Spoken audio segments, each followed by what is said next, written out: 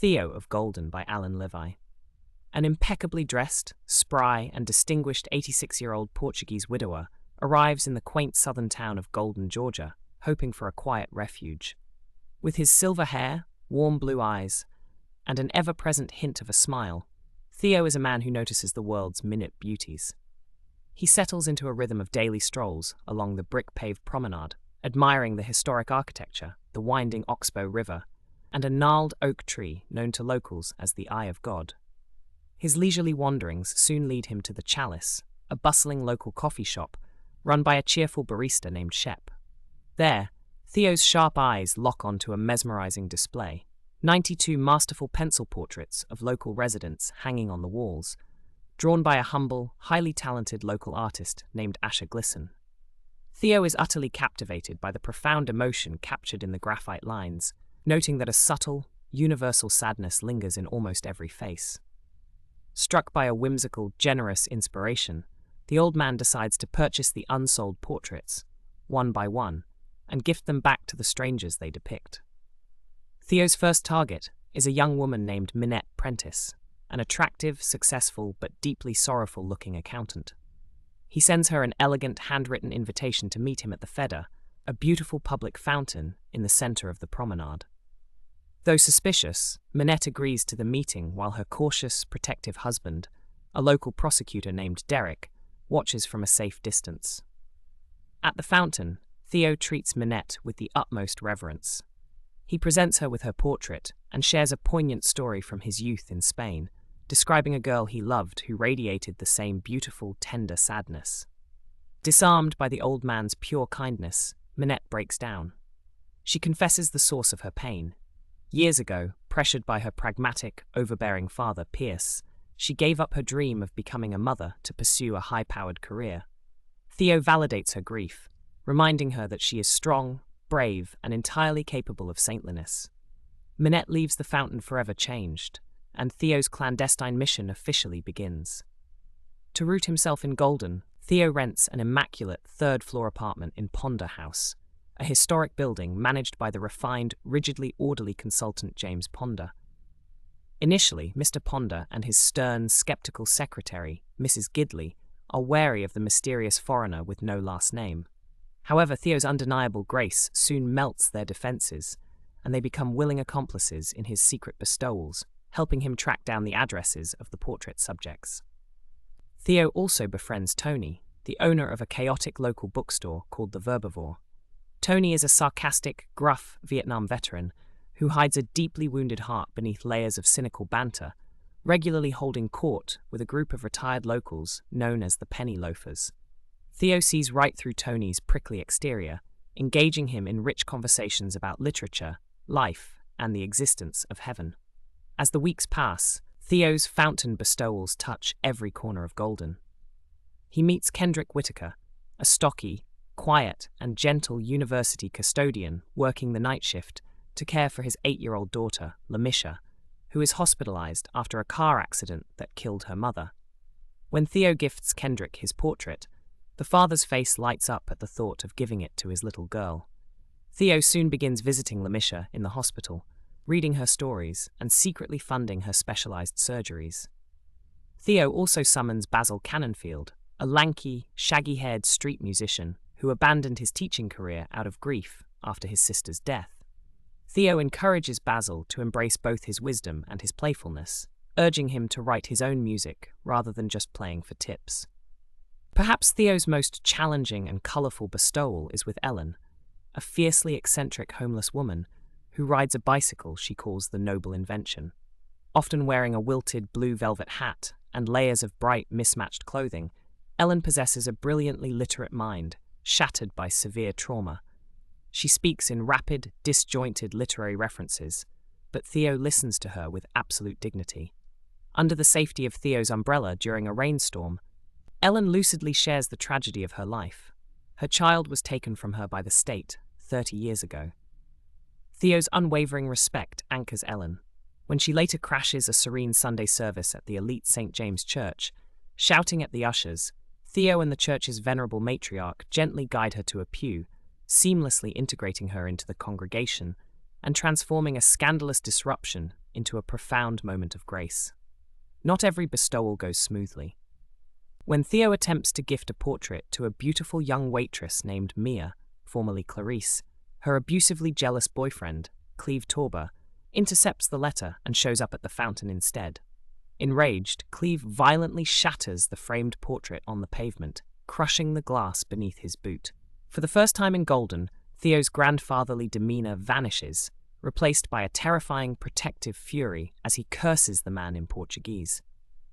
Derek, the prosecutor, intervenes to run Cleve off. Though devastated by the desecrated artwork, Theo refuses to stop his mission. Theo eventually forms a deep bond with the portrait artist himself, Asher Glisson. Asher is casual, brilliant, and unaware of his own immense talent. As they spend time in Asher's messy, sunlit studio, Theo gently mentors the younger man, discussing how true art requires a foundation of love. Asher introduces Theo to his family, leading to an invitation to Thanksgiving dinner at the Glisson home. The warm, joyous holiday meal is abruptly poisoned by the arrival of Asher's brother, Pierce, Minette's father. Pierce is arrogant, materialistic, and deeply insulting to everyone present. Yet, Theo masterfully neutralizes the man's toxic presence with piercing, philosophical questions about what Pierce's late mother truly valued, forcing the bully to retreat into silence before he storms out of the house. When winter arrives, Theo briefly returns to New York City to handle business, but he leaves behind a trail of meticulously chosen Christmas gifts for his Golden family.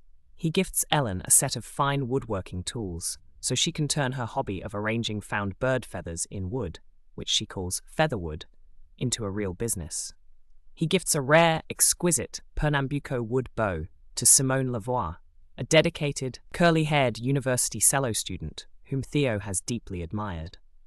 And for Tony, Theo leaves a bottle of 1968 vintage port wine from his own childhood vineyard in Portugal, explicitly chosen because 1968 was the year Tony survived his most traumatic combat in Vietnam. When Tony opens the gift alone in his bookstore, the profound understanding behind the gesture brings the hardened veteran to tears. Theo returns to Golden in the spring, resuming his quiet walks and joyful bestowals. The town is buzzing with anticipation for Simone's master's-level cello recital. The entire promenade family, from the homeless Ellen in her brightest floral dress to the usually cynical Tony, gathers in the front rows of the university's opulent concert hall. Simone plays magnificently, pouring his soul into the instrument. For his encore, Simone invites Basil and Kendrick to the stage. Together, the street musician, the custodian, and the virtuoso perform an original song titled Fado for Theo, written specifically to honor the old man. Theo is moved to tears by the tribute. At the end of the night, Theo surprises Simone by unveiling Asher's masterful portrait of the cellist, gifting it to Simone's parents, who have secretly flown in for the event. Walking home that night, Theo feels an overwhelming sense of peace, believing it to be the happiest day of his life. But the joy is abruptly shattered. Deep in the night, 3 drunken, violent thugs wander down the promenade and spot Ellen sitting alone at the fountain. Treating her as a target for cruel amusement, they steal her signature blue hat.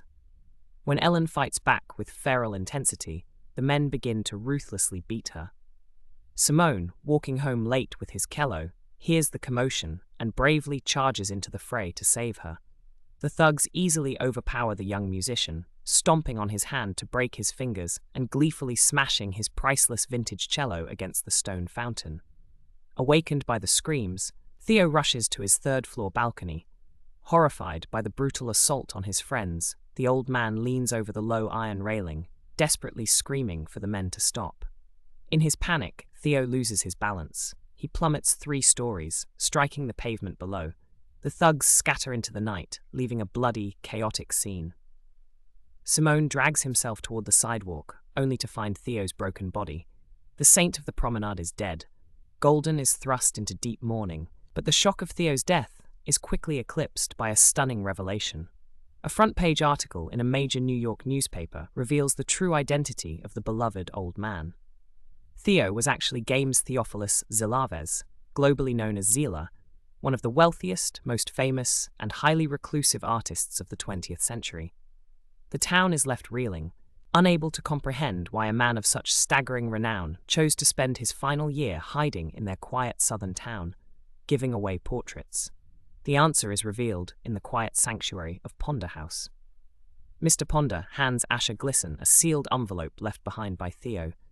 Inside is a letter that unravels the central mystery of the artist's life. Theo writes that decades ago, while teaching in Spain, he fell profoundly in love with a beautiful young American art student. Driven by his own rising fame and arrogant ambition, he pushed her away, and she fled back to America without a word. Theo later learned she had hastily married a childhood friend to cover up a scandalous secret. She was pregnant with Theo's child. That woman was Gammy, Asher's mother, and Asher is Theo's biological son. Theo explains that he spent his entire life regretting the loss of his one true love. When he received a fan letter from a 6-year-old Asher decades ago, Gammy included a strict, desperate plea for Theo to stay away and protect their family's peace. Theo honored her wish, staying away until the very end of his life. He came to Golden merely to look upon the face of the son he never knew, but upon seeing Asher's beautiful artwork, he found a way to quietly collaborate with his boy, spending his immense wealth to bring joy to the town that raised him.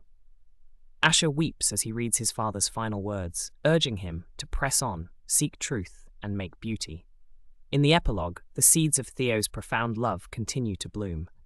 Ellen recovers from the attack, moves into a private room, and successfully launches her featherwood business. Simone's hand miraculously heals. The community rallies to buy him a new vintage cello, and he secures a position with a prestigious symphony.